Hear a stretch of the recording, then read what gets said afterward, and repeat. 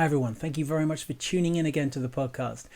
Before we start this conversation with Casey, I just wanted to mention a couple of things. It's Casey's birthday today on the day I'm releasing this, so happy birthday, Casey. I hope you enjoyed the conversation as much as I did. Also to say that we've got a few videos coming up, one with a taxi driver in London, which is very exciting. For me, he's a YouTuber as well, and a great personality, Tom, and then also Greg Cropper from England Touch. So those two coming up. I also wanted to mention that for those of you who have followed this journey, thank you so much again. I really appreciate all the nice comments and support that you've given me.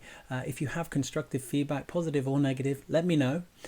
Please like and subscribe to the YouTube channel, and also if you can leave reviews on the podcast platforms in iTunes or wherever you're listening to it, that really helps actually get the message out. It seems that this podcast has caused some people to feel inspired, which is great. To be honest, I didn't really know the reasoning behind doing it in the first place, except to leave some interesting conversations for my daughters in the future, looking back at their daddy's life a bit. But now it's actually been a project that I've really enjoyed, and I'm continuing to enjoy having these conversations, getting a little deeper into the mindsets of different interesting people. So again, if you have suggestions, I'd love to hear them. Thank you so much for the support, and yeah, enjoy this conversation with Casey. Bye. Hi, you're listening to Wimbledon, hosted by me, Nick Ray. Hi everyone, welcome back. I'm here with a great friend of mine this week, Casey Y. He is over in Hong Kong, so we've set this up at morning time here in Oslo on a Sunday, which means I've had to lock that door behind me because little people might run in and interrupt the podcast. You may hear them as well if we're lucky, screaming and shouting and singing in the background. But my friend here, KC, I've known for many years. We worked together in EF. I know you've all heard a lot about EF in the past, and thank you so much to those of you from EF and from my past years with EF who've been supporting this podcast and giving me nice comments and giving me feedback about it. I super appreciate it, and I really hope you've enjoyed the conversations I've had with some of the legends of EF. And I have another legend of EF on the line. KCY has worked for them for many years. He now no longer, like me, no longer works for them. So we can be harsh and nasty about them right now. I'm just joking. And Casey and I were great friends. We lived in the same country a few times during our time with the company. Right. And we were also gym partners, so we would go to the gym together and rock it out with big weight sets to Whitney Houston or Mariah Carey. That's right. Yeah. So we have some fun in the past. He is literally the only man in the world who I have kissed on the lips with tongues. So that's an admission for me. Before you get too worried, audience, it was right in front of my wife or my girlfriend then, who became my wife. So there was full disclosure, there was nothing, nothing unfaithful about that moment. It was also the first time I ate sushi, so double whammy. All right, with all of that intro, all of that done and said, I'm going to pass you over to Casey to introduce himself. Casey, if you can tell us a little bit about yourself, where you're at, and maybe a bit about your journey, because I think it's a very interesting journey. We're going to jump more into it, but just tell us about where you're at right now and how you got there. Yeah, well, nice to see you again, Nick. And hi guys, my name is Casey. And as Nick mentioned, we worked together in EF for 5 years or a few years back in Switzerland. And when Nick was in London, and then we worked not together, but we're based in the same office in Hong Kong with EF. And but during COVID, I was made redundant. And then I left EF last year in 2020. But now I'm currently working for a company called LHH, which is a part of Adecco company. It's an HR solution company. For my journey, I am local from Hong Kong, and also this is now in my flat in Hong Kong. I've grown up I was actually born in Macau, and then studying, grew up in Hong Kong, and then EF was pretty much my first job almost, beside my working in the bar in Lan Kwai Fong. Who, for those who know Hong Kong, used to work in a bar called Club 97 in Hong Kong. And then before I joined EF, with EF, I got the experience to live abroad to different cities. So I live in Hong Kong, I live in Beijing, Shenzhen, I live in Tokyo, in Zurich, where I met Nick, and I also did the cat sitting for Nick. And then I live in Oxford. I lived in London last year before I was made redundant. And now I'm back to Hong Kong, 100% living in Hong Kong, not traveling. Um, Life has been crazy working for EF because you never home. You're always traveling. You're always going to meeting. You're always meeting new people. Where my new job is basically in one place in Hong Kong, meeting HR stakeholder with Fortune 500 company and talking about solution, what they need to, what we can help them, what they are going to go through, what sort of redundancy or what sort of support they need. Then I gave them solution very different from what I used to do in EF. And also that I feel that this is a very different path I'm going to because EF is a B2C company and now I'm doing B2B. Yeah. Yeah, like I hope me, I sound we both serious enough. we both changed to B2B environments, so Right. very Right. different, Yeah. and made some massive career switches. And we're going to talk about that actually, because I know that you, having worked for the company for such a long time, and it was Right. the first sort of main company you worked for, I suppose. Yeah. It was a heck of a shift for you to leave and to change into something different. Yeah. But just Things happen for a reason. yeah, Yeah. absolutely, and we're going to get into that. So just to back up a little bit, I think I mean I was kind of joking when I said about kissing, although you are the only man I've ever kissed, and it wasn't a romantic kiss. I'm honored. It was a little bit of a dare, or a little bit of a I can't believe you've never kissed a man, and my now wife said the same thing. So whatever, but. She still marry you. She still married me, and we made beautiful children as well, so all's well that Right. ends well. No, but I wanted to sort of address that as well, because I think what the first thing I think you ever said to me was, hi, I'm Casey and I'm very gay. And I'd never heard the expression very gay before, and I'd never sort of been confronted in that way of like, oh, here we are, this is the announcement. And I think that was a very fun memory for me, but also something which I think, you know, you were kind of you talk about being the very gay sort of Chinese man sort of thing, and I'm interested to talk a little bit about that as well, a bit later, about the Mm. challenges of being in quite a relatively conservative culture, Right. and having that you know, sexual preference and or sexual orientation, sorry, not preference, it's an orientation, and how that affected you, because I think for me, from my guess, or my intuition tells me that EF was a very good company for you, because it's a very open-minded company and very Very liberal. Yeah. progressive and obviously international. So you got to be who you wanted to be in a very safe environment, I suppose. Right. Was that anything to do with your choice of EF, or what, like how was it growing up in a relatively conservative culture like that, and how did you sort of approach that challenge? Is that why you ended up Yeah. with EF, do you think, or was it something else? Well, okay. First of all, let me address that. First, this is still the podcast of Build to Win, so we will eventually get to that. But I think that how I behave when I first met you, Nick, I think that also lead to gonna relate it back to the topic Build to Win as well. I think for me, the culture of the EF company is very, they are just very open-minded.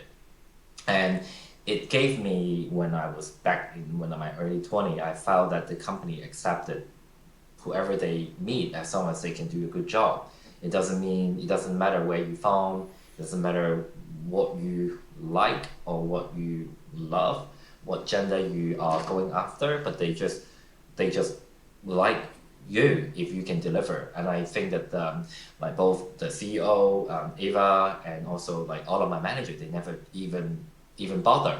Like including one of my local manager, like Joe Man, she never doesn't even care. She as long as you can deliver, and we can even joke about things. I think that to me, it sounds very common to the Western world, but in a lot of local Asian company, I think it's still a taboo. Mm. That, but having this thing that sexuality and your real you hidden, actually you can't really be yourself. And I just never, I can't really see myself delivering 100% if I can't even be myself. I think that really EF gave me a really good platform to just really express who I am. Uh, and I think that also make EF where they are, I mean, where they were before COVID, because I think COVID hit it. I mean, few other guests that in the podcast I mentioned, right? Mm. But I think before COVID, I think EF was such a strong trend. I think part of it because they don't care where you from, if you can, if you're a girl or man, like female or male. I mean, we have a lot of female in our company, like management, and I think that the CEO, Ava, Iris, they are all female, right? So I think that that really created a really comfortable environment for people on your whether you're gay or straight or bisexual, lesbian, or woman, man. As long as you can deliver, then if you have the ability, then they just take you as you are, and then give you tasks that you it's always say that they always give you a bigger hat to wear, and then you just grow your head, and then they give you a bigger head. I think that to me is never be an issue. And knowing that I also have friends who work in the government in Hong Kong, and they never talk about this sort of thing because it's just not. It's still a taboo, like taboo in Hong Kong. It's still relatively conservative, but I think that because I can just be open, then when I feel that I'm accepted, then I would just do whatever because I just like the culture. And especially when you're in Hong Kong or in Asia, that a lot of these things are not a given, this flexibility. So that you just, I just really like this culture and I really want to contribute more because I like the culture. I think that is sort of one of the things that my previous company, your previous company, EF, have done really well. It just be very diverse, and it's not even, they don't even call it diversity inclusion because it's just there. Right? Because I think in the back, like in the recent year, people start talking about it, and company like law firm, bank, they started making things about it. I think because it wasn't there, because it just is such a taboo to talk about. Now they really wanted to put something on paper. They're doing something about it, and then I think that's why people talk about it more. But I think one thing I do appreciate is that EF doesn't even talk about it. It's just there. Yeah. It's not an issue, right?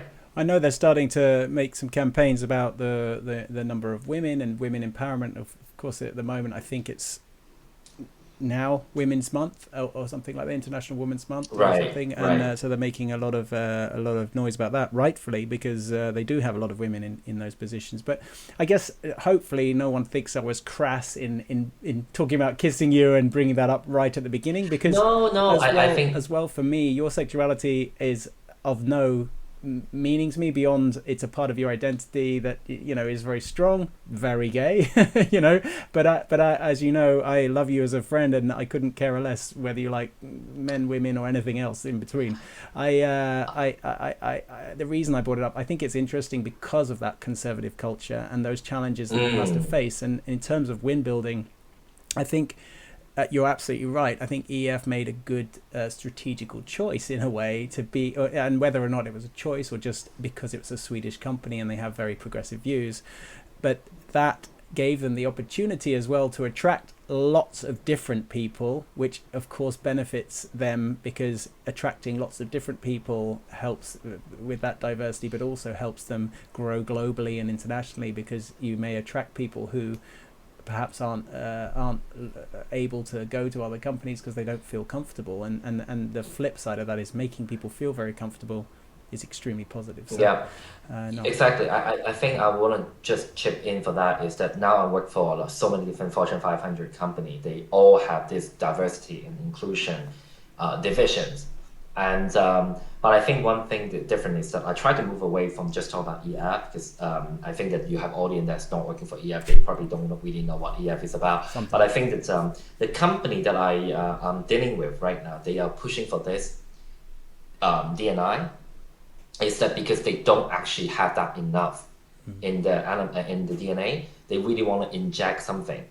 But it takes time. So people are talking about it, but the company who are doing it when they're posting something on the LinkedIn, you know that they are just doing it. They are only in the beginning of the journey.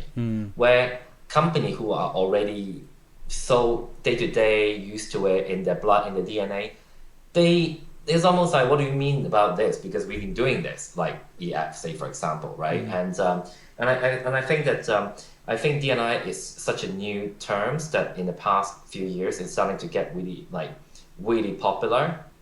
Diversity, inclusion, and now sustainability, all of these. But company who are running this, and I really hope that the more company who have actually those experience actually maybe share more, but not just the company who was running this campaign.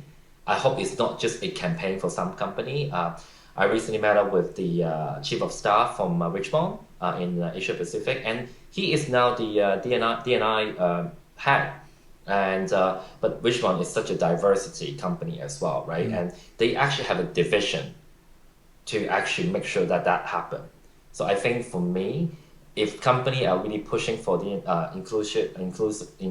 diversity inclusion, they really need to invest on it, and really not just a campaign. It has to be something, a system that who set people, including women and gay and whatever transgender, to set them up for success. I think that is more solid than just having a campaign to push for it, because campaign lasts for 6 months. Yeah, I think but going back to me, because today is about me, I think that I think I really wanted to address that when I told you that I'm very gay, which I am. But I think that was me in the younger version, that I really want to challenge people that like, take me as I am. If you don't like that, then it's fine. I don't need to be your friend. And I think that also I really treasure people who I'm still talking right now, and you, Nick, are one of them. And your last guest in the podcast, Matt Stansback, is one of my best friends as well. I think that people who really knows me. And I think that gay can always have this stereotype. It's just like dressing as a woman, really flamboyant. I don't dress up as a woman. I could be very flamboyant. But I think that, you know me, I have this super gay KCY, but I also have my work KC, that I'm very serious about what I do. But I don't really necessarily show that side of me to a lot of people, because to me, I don't think that I need to show that side of me to a lot of people. But I think that people who work with me, or people who are really my good friend, then we talk about life, we talk about challenges. I think I share with you feel my challenges when you're living in Hong Kong. And I think that I would only share in a way that I'm still quite close to people that I really trust. I don't really share that side of myself to a lot of people. Yeah, so a lot of people still see the happy KC, but not the deep conversation KCY that what we had in your flat in Hong Kong. Yeah, the way I see it, I think there's a lot of depth to you, and there's many layers, and I think that my sort of subsequent impressions of you, and now I know you pretty well.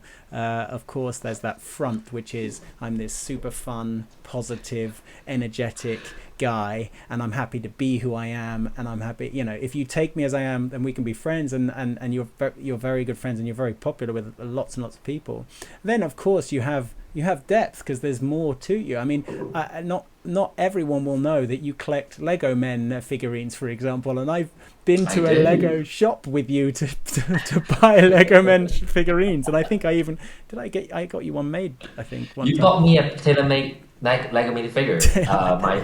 I actually have it in my drawer. So Casey has. I should have take it with me. How many do you have now? 1,000 or something? I've got 5,000 or more. No, more than 5,000 now. 5,000 minifigures. Okay, there you go. So you know I have a huge flat in Hong Kong, right?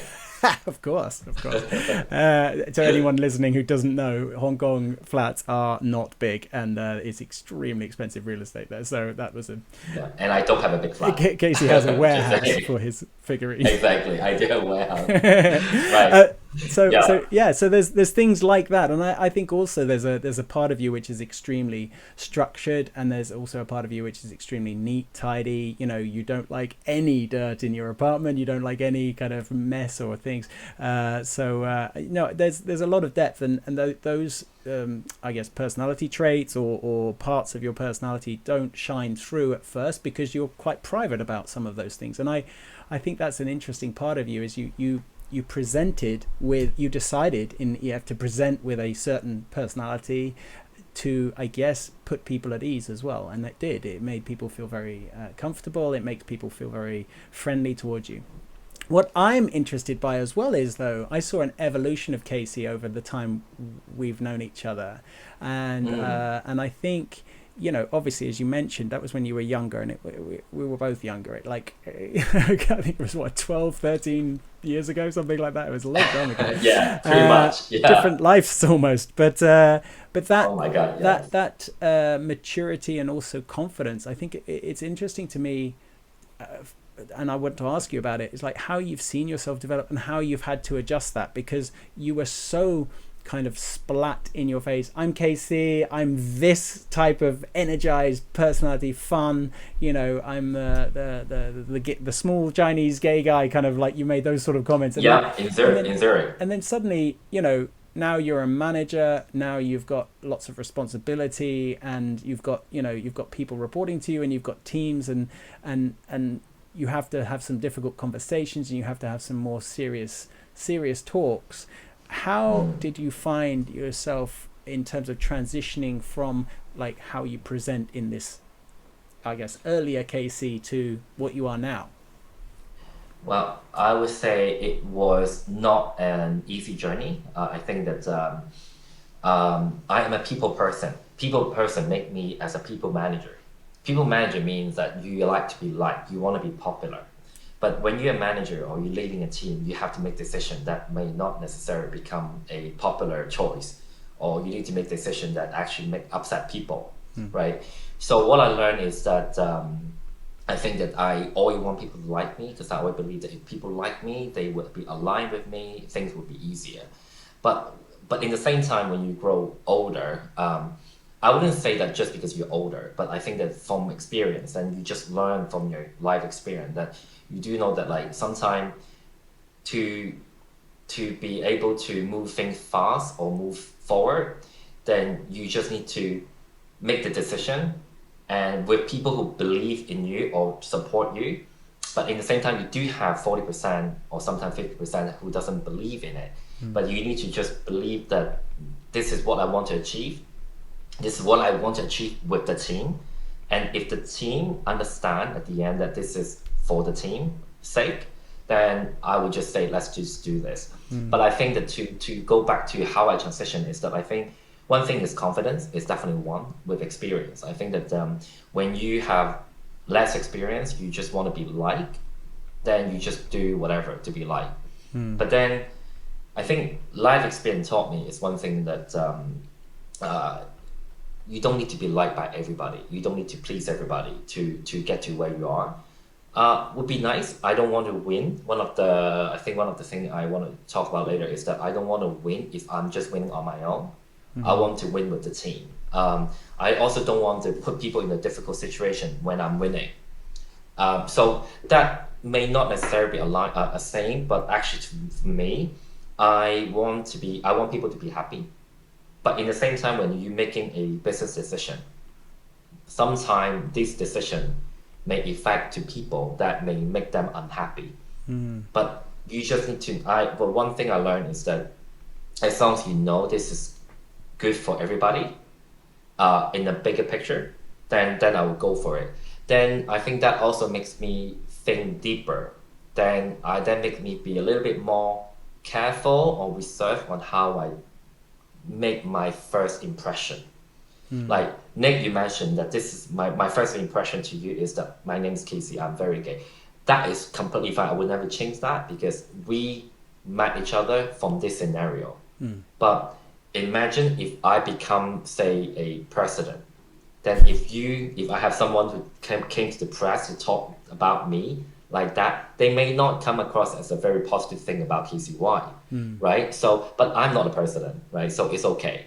But I think that if I would turn back time, would I do the same thing? I would, because that's how we met. I would never change that. I'll never trace anything from the fact that this is how we met.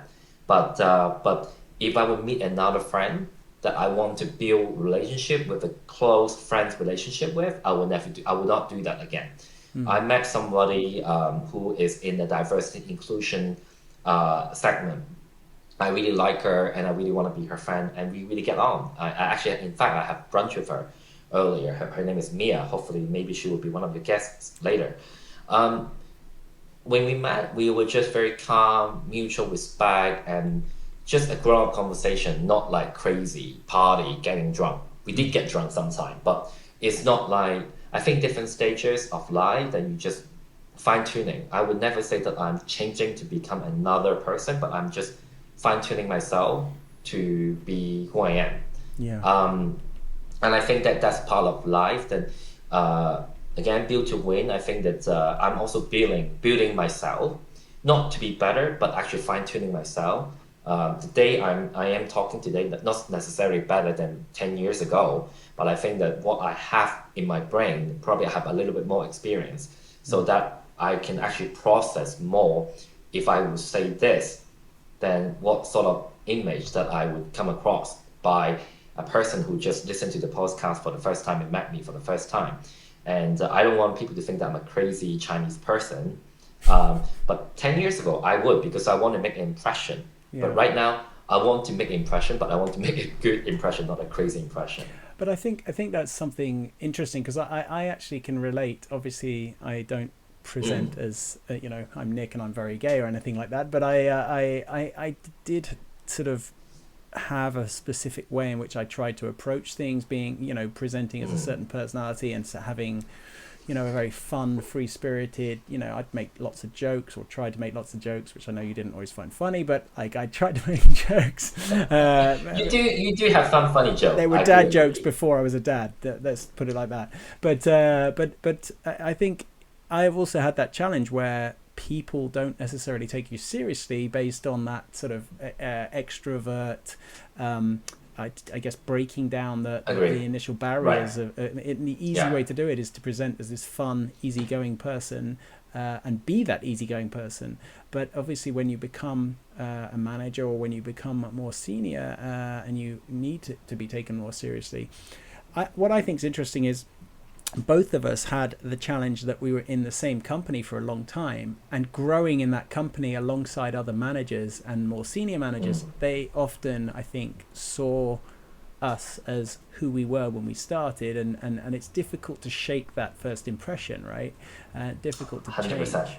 So, 100%. I mean, have you found it easier in some ways since you left EF? I know, and we want to talk about the leaving EF as well, because I know that you found that very difficult. But like, since you've left, have you noticed any changes in the way that affects the way you approach things, or the way you're taken?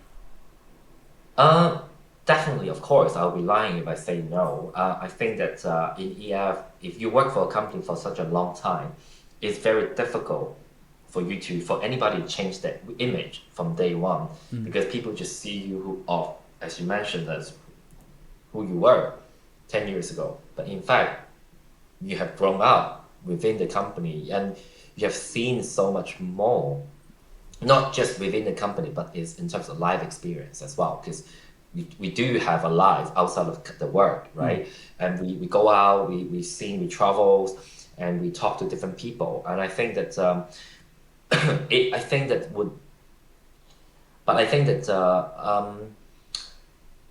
for me right now, I think it's easier because I'm just a white paper to my new company. I would build my own image from day one. Where in EF, I think that or anybody who, if you work for any company, that if you work there for not necessarily 10 years, but like 3 years, but how do you actually shape people to change the image that you first, like the first impression? Because you can never change your first impression, right? So, but people listening to the podcast probably have the experience that they're probably not 20 years old. I don't know. But I think that if you're 20 years old, I would say that don't change yourself. Don't just be who you are, because that's who you are, and you will meet people who will support you. Like Nick, you're one of them, right? I only have 10 people in my like. I think I called you when I was leaving EF. I told you I only have 15 people I call. You're one of them. But you will meet people along the way who will support you and see through the different layers. And when you said that I've done so many different layers, I'm not the only person who have different layers. We all have different layers of personality, right? We are human beings, so we should have more than just one personality and one type of presentation. So I think that if you are new or young, just don't change the way you talk, because that will become unnatural. Then just know who you are, and then you will not meet the true friend that you will want to go along with you and building the future and winning team with you, right? And the one who are working for the company for some years, I think that also don't change. Just fine tune yourself, and you don't need to tell people that I'm changing. I'm not gonna be that gay KCY. I'm gonna be this professional KCY. That also come unnatural as well.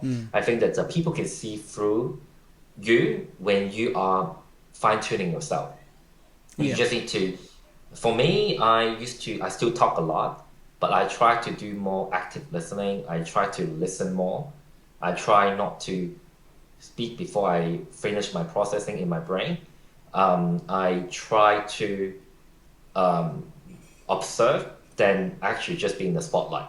And if you are doing it constantly and with not just in 2 days, again, you don't need to have a campaign for yourself. If you're doing it as you are, that means if you're so blind into it, then people can actually feel that. That's how I see it. I think you don't want to change that for a second and then you just have it as a campaign, then no, people don't take you seriously. You're talking about authenticity, I think, and trust and authenticity are key elements to win building, but also just to generally, I think our human condition right now, we're craving authenticity. I think that's part of the reason podcasts are becoming popular or have become popular, is because genuinely it's an authentic conversation. That's always what I'm striving for here. But I think But you talk about authenticity is different. I'm gonna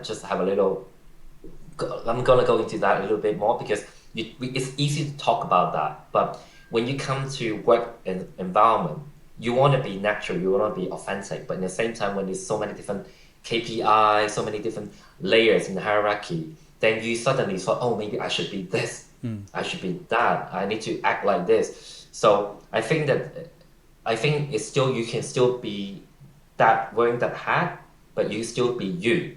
So I think that's super important to be able to achieve more at life, and also that achieving winning is not just about one KPI. It's so many things. I think for me, having lifelong friendship, good, authentic, true friendship is one of the things that I treasure really the most. One of the things. So I think that for me, besides Lego minifigures and watches, I think that is one thing that I really care about, and I don't want to lose that as well. Sorry, I didn't mention your watches because I thought that's even more private. I thought, because I'd known you for so long before you mentioned anything about watches. But yes, Casey also collects very nice watches as well, and is a total nerd on watches. Dude, not even wearing one. I need some advice from you actually afterwards. Well, I'm in your podcast. I need to at least be honest, right? So I can't just be pretend. So I need to at least be very open about it. No, I appreciate it. I think the authenticity. I think just to your point about advice to people and being themselves and not trying to be something different. But I think you can still think carefully about what do I want to achieve. What is the win for me? What is the thing I want to achieve? And if you're very ambitious and you want to be CEO of a company or president or whatever it is, or you want to grow as a manager, or you have specific ambition, I think it's totally fine to sort of think through, well, what would it take for me to get there? And part of that will be, who needs to take me seriously here, and how do I need to therefore approach that relationship? Doesn't mean I need to change who I am, but maybe change some of my behaviors in to make sure that I'm taken seriously by that person. And I think that's something I've Fine seen you do tuning, over right? time. You definitely, your first impression with me is definitely this kind of like break down the barrier of like any kind of like, this is who I am, like splat. I'm Casey, and I'm Same. gonna, and I'm gonna try I'm very kiss you, kind gay. of thing. Like, those kind of jokes, Exactly. like. In my tongue, in your tongue. My tongue in your tongue. Exactly. No, I'm but sorry, this but is maybe PG-13. yeah, maybe we need to put a rating on this podcast. No, but I think then I've seen that development over time, and we've talked about it even. But I think that happens to a lot of people, and being your authentic self, but being able to sort of also adjust slightly the way you approach certain situations is totally fine as well. You can still be authentic and not and not have to present as you do to everybody else. It's still, you can still retain your authentic self, and I think that's again something you learn with time and yeah, as you get more Yeah. experience, but and maturity perhaps. But my dad used to say we never really grow old, we just learn how to act. We never really mature, we just learn how to act in public. Right. Never I grow think up, we people just who learn how to are, act I in public. agree, when you are younger, just allow yourself to be young and don't, you don't need to pretend to be very mature Mm. because you will eventually get to that stage. And sometimes I met people along the way, then they are quite young, they always act like they are so professional and mature. Actually, to me, it put me off. I Mm. just don't want to be close to those people. And where people are young, I can still see the flaws, then okay, then I help you, you Mm. know? But everybody's different, and some people who just want to be number one, then they want to be flawless to everybody, which is fine. I don't have any problem with it. And if you are really that flawless, but I think that you don't need to pretend to be perfect when you are not. I mean, I definitely not perfect, and I think that be able to allow people to come help you. I know that it's not necessarily all of the company allow that happen, but I think that allow people to see the vulnerable sides of you, and and true friend. I mean, friendship is very important to me. I think that if they are really caring, if they really care about you, they would come to tell you. If you said something wrong, and people would come to tell you, "Hey, I think that what you just said is maybe not right," then you know people actually these people care Mm. about me. They want me to do well. Where if you just had a perfect form, 24/7, which is good if that's who you are. But I think that I haven't met anybody who are 24/7 perfect form yet. But then if you are setting up such a high bar, then it's difficult for you. I think that you just become very. I mean, you have so much stress, like moving on. So that's how I see it. I absolutely agree, and I think surrounding yourself by trusted mentors or trusted, friends can be mentors as well, Coach. but trusted people who you value the opinion of, and you trust the opinion of, and who are prepared to give you that opinion, and you're prepared to hear that Mm, opinion. That is so important for developing and bettering, not just in sort yeah. of personal life, but also professional life, and even as businesses. I actually, I sort of wanted to take the opportunity as well, given that you've experienced the world, I suppose, with all of you living in different places, but also China and Hong Kong, and Mm, I don't really want to approach all the political stuff because that's very sensitive, but more around the cultural stuff in terms of education, and just to your point there about being perfect, because I was thinking about it when you were saying it, like that I'm mm. sure you well, I know people and have sort of seen a lot of the way the education system works in Asia, in various Asian countries, In where Asia in general. where the bar's set so high, and often the pressure to be the top, be the number one, is so high that there's that some kids unfortunately are falling through the cracks in terms of they're not performing to their parents' expectations or whatever. What is your experience there, and are you seeing changes in those things with China or with Hong Kong, or with the way the education systems are working and changing and adapting? Um, Not necessarily, sadly. I think that Asia in general, I think parents, it's just they really set up the kid for success, meaning that they would just do whatever they can to, I mean, this is on my own point of view, of course, to try to help the kid. I think there's a lot of media talking about this and trying to have a balance. But I think that Asia and Hong Kong is such a competitive city. I mean, you're talking about very high price property market, and I mean, you need to basically when you, it's almost like when you, I mean, HSBC had an ad, like TV ad, 5, 6 years ago or 10 years ago, saying that if you want to have a kid, it's about 3 million for you to have a kid. Hong Kong They already dollars. set up a price tag, a Hong Kong dollar, right? Yeah. And now it's 1 million US to if you want to have a kid. Then you need if you want to have a kid from the date of birth, and then when they got finished university, it's about 7 million Hong Kong, which is 7 million. Sorry, 1 million US dollar. And I think that when you educate it the way it is in Hong Kong as a parent, then okay, you have a kid. I want the kid to be successful because I want my kid to be better.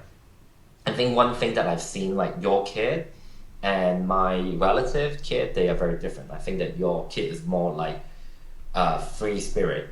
Then, I mean, you still want them to do well, but I think that your intention, they have the same intention, but I think that the setup is very different. And I think that in Hong Kong, it's more like you need to do A, B, C, D, E, F, G classes outside of school because I want you to all of these. You have all these classes and hobby, not because you should like those hobby or you pick the hobby you like, but because that would be helping you for an interview.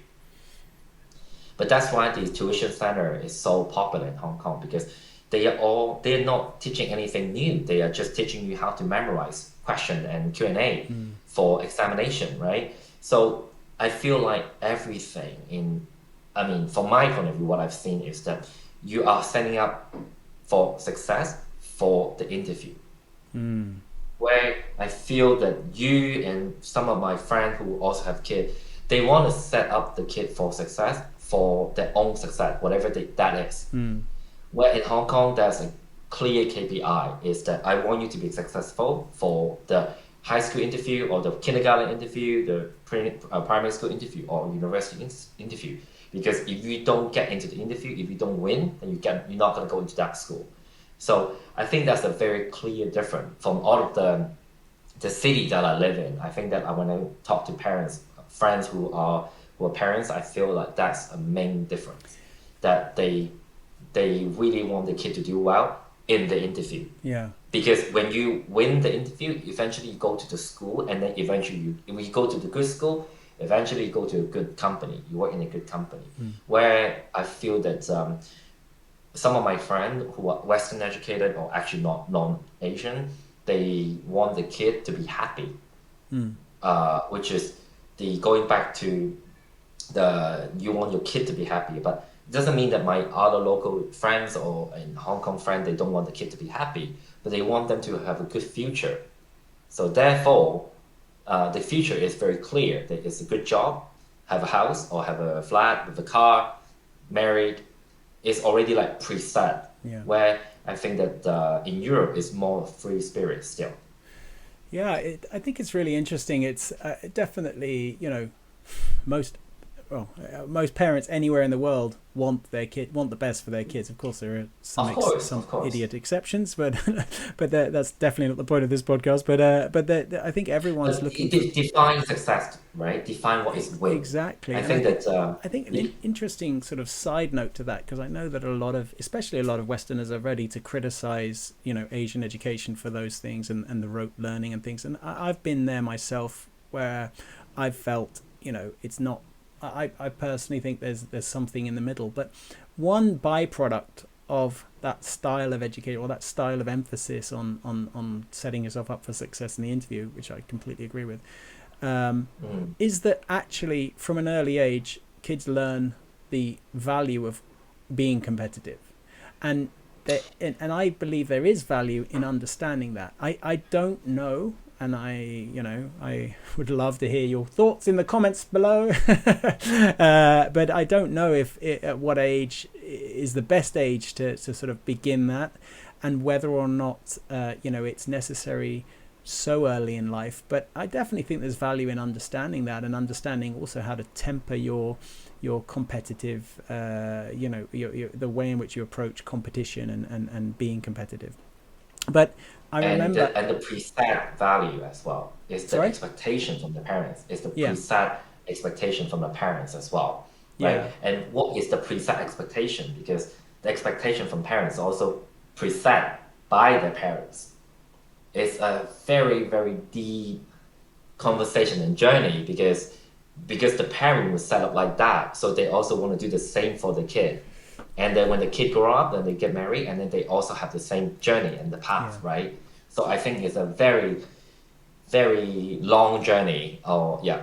And I think that's where, but that's the flip side where I think it's possibly negative, because I think as the world changes and technology develops and changes, the way in which jobs change, the jobs that they'll be doing, it's very clear the jobs that kids today will be doing in 10, 20, 30 years time are very, very different, 100%. unimaginably different from what we have now.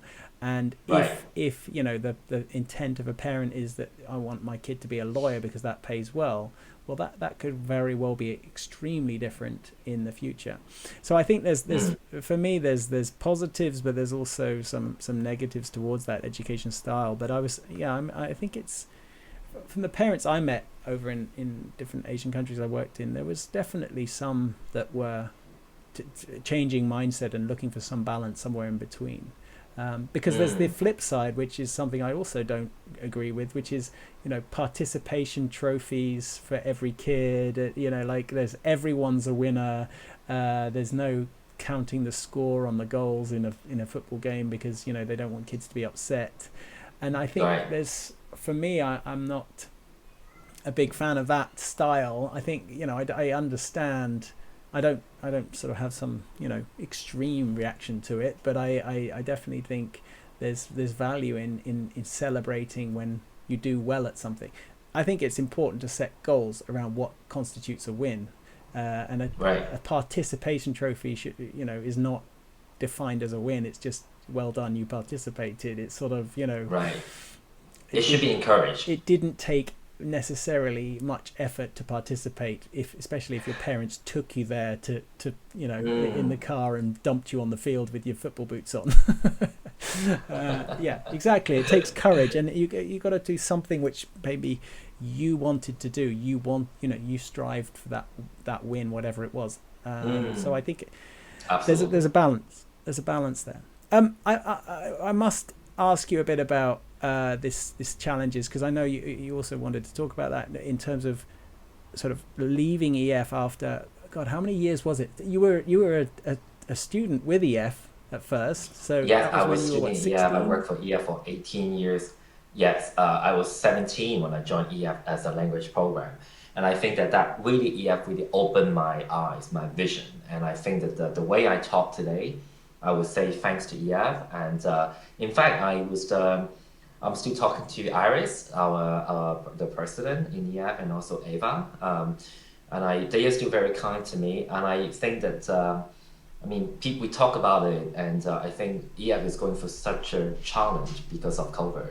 And Mm. I don't hold anything against anybody, because I think that if you would be investing money to the company and the company is losing money because of COVID, then I'll probably would do something about it as well. So, but let's focus on the journey. When I say goodbye, when my managers give me a call end of April last year. And you know what, I was quite, well, she called me on Wednesday and I signed everything on Thursday, everything done by Friday. And I didn't make any fuss about it because you know what, it is what it is. And I was managing the school in London and I have seen people, it was just student leaving, right? So Mm. for me, it wasn't like, oh my God, what do I do now? I mean, of course, eventually I got into this situation where I didn't know what I should be doing. But again, that go back to the people that I met along the way because I was so authentic about myself. And I met people who appreciate me being me. And I also I think that we talk as well during that time. We have a few call and I talked to a lot of people. A lot of people helped me. And I think that for those who are looking for jobs, I think that don't just be on your own in your dark hole in your flat. I think that go out, reach out to people. Uh, I I don't know if I told you, but I'm always very open about me being made redundant. I'm not ashamed of it, Mm. honestly. I mean, I know that it happened because of COVID. And I don't promote that, but I'm not ashamed of it. So I tell people, yes, that's what happened. And during an interview, I had a few interview and I told people, I was made redundant because of the situation. Mm. And people are very open and okay with it because being made redundant and being fired is two things. So I don't have a problem me being made redundant, and I Mm. don't think you have a problem either. So then I was really using my network that the people that I know and people that I met. And I mean, Matt stands back, and we have so many good, smart, kind people in the company who used to work there, still working there. And I really talked to them a lot, and it really helped me to not necessarily move me to the next stage, but actually just get me off all of the frustration and sadness and mixed feeling. And I think that then once I gone through that stage, then I eventually, I also quite realistic. I was setting up a Excel file, and I asked a few friends like how many CV have you sent, and how many interview did you get? So I come up with the ratio. Okay, before COVID, it was 70 roughly CV that you sent, and you get 1 to 3 interview. Okay, that means that I probably need to do double in order to get the same numbers. The number is actually not that far off. I have 110 CV sent. I have 6 interview. I have 2 3 jobs offer, and at the end I took this job because I felt I connected to the job, to the company. And I think that I also reach out to people constantly. I'm still talking to people, and I'm thankful to these people that who help me out. I think that I always see that is that leaving one job that you work for a long time define long time as well, right? For me, 16, 18, or 10 years for you, it's a long time. But for some people, they would tell me they work for a company for 5 years. It's a long time for them. Mm. So I think that not necessarily 5, 10, or 20, 25. I think that when you work for the company for such a long time and that happened to you, it's a big shift on your mental situation Mm. because you don't know what to do. And everything that you have done, your value is stick with that company. Uh, for me, it's just finishing one chapter, moving on to the next chapter, and I think that's to me. And also, you never say never, and you never know. I'm not that I'm saying that I'm going back to EF, but I just think that I still hope that EF will do well, and you never know. One day, maybe you and I will work in EF again. You just never know. Um, um, But Not a definite, but I think it's because it was interesting. We did talk when it was happening to you, and right, I remember, it was a big knock to you, and I think it takes time. It's a big knock to anyone, especially when you have so much invested in terms of loyalty and energy you've put into a company. I felt similar, and I hadn't worked for as long. I worked for 14 years though, so it's still quite a long time, and I put a lot of effort and work and sort of energy into the company, and I felt, I guess, some sort of part of my personality was linked to the way in which the company went. There was bits of me that I felt were represented well with me. And I think that's yeah, probably the same for you. So there was there was almost like a bit of a self-esteem issue or whatever when it came to it. I think it's yeah, interesting that you seemingly came up with the very structured, Excel, the job search structure. That as far as I'm aware, was yourself. You came up with that because of I think it was because of your experience in sales and the way in which you took, sales very methodically and analytical, that you came up with that. And I think I was very impressed because I've seen people saying, oh, I've sent so many CVs, I've applied to whatever 40, 50 jobs and nothing. It's just so depressing. And I've kind of been there myself. Nowadays the job market's very, very competitive, it's and it's tough. very It's not tough easy, right, because a lot of people don't right, write back. And you have to right. put in energy to each application to really make sure that if they write back, that you represented how you wanted to that company and for Yeah. that role. Mm, So it's mm. effort, and I was very impressed with the way you took that structured approach because Did I uh, share the Excel file with you, Nick? I think you showed it to me, but I think you showed it to me on your screen. But I remember you talking about it, and I remember being very impressed because it gave you metrics, it gave you something to aim for, it gave you a purpose to structure your time as well while you were searching for those jobs. And It makes things tangible as well because then I know what I've done. I don't feel like after 6 months, touch wood, if I don't have a job, then at least I know I've tried. I think that when people tell me, oh, I just sent so many CV, then I'll ask them, how many? Because some define how many, right? So some people say I've sent 10 CV because I only look for job that I like. Then maybe in this sort of climate, don't just send CV that you like, because it's what I know right now is that you are getting each job, you're getting 100 or 1,000 CV. So if you're just sending out CV for the job that you like, when you go to the job, sending out a CV, an interview is just stage one. And my experience that you go to interview, you don't want to be going to the interview for your dream job, but then you do really bad in the interview. So I always tell people, just send CV, and then if people like your CV, and then you go to the not so perfect job, then at least if you screwed up the interview, you don't care so much. Yeah. And then you prepare for success. I think that's important. Yeah, I think, it goes back to sort of define your wins. What is your win? And then what would count as wins, like smaller wins within that, and how do you structure your strategy to sort of be able to execute and achieve those. And like you just said, I think being able to interview is good anyway, right? Getting considered for jobs.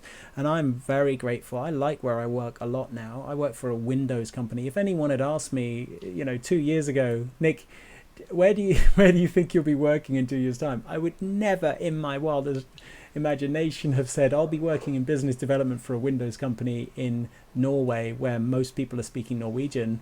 Do you mean Microsoft Windows, or you're working for actual Windows company? Actual Windows. We produce windows and doors. Yeah, it's awesome, and it's a nice company and really nice people, but it's very Norwegian. The meetings a lot of them are in Norwegian, so it's really tough in that way because I'm not a Norwegian speaker yet. I'm getting there, but it's very interesting, and I'm glad that I stayed open to interview with whoever, meet with whoever, and try. Exactly. And fortunately for me, I met an ex-EF colleague, Ollie Christian, who might listen to this one. He listens to most of the podcast, and he Christian. Hello, Christian. I love you. You're amazing. Ollie Christian, his name is Ollie Christian.